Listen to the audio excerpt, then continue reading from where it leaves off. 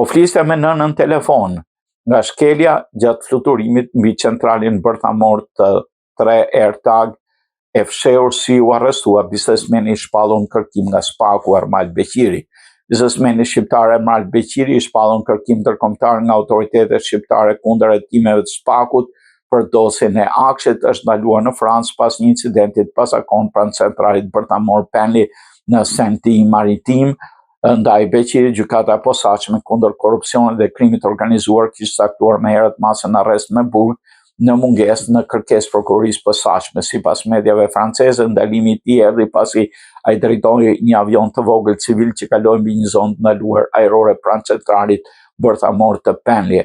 Avioni po fluturonte në lartësi 1200 metra, por piloti vet Beqiri uli undën e mjetit duke zbritur deri 1060 metra, duke shkelur kështu kufirin lejuar mbi kalimin një objekt strategjik. Pas sinjalizimit për incidentin, forcat ajrore dërguan një mjet për ta shoqëruar avionin deri në aeroportin Albert në Somme. Me njëherë pas uljes, piloti Armal Beqiri u ndalua nga policia dhe u mor në pyetje gjatë kontrollit fizik, u gjetën edhe pajisje gjurmimi AirTag të fshehura në veshjen e tij.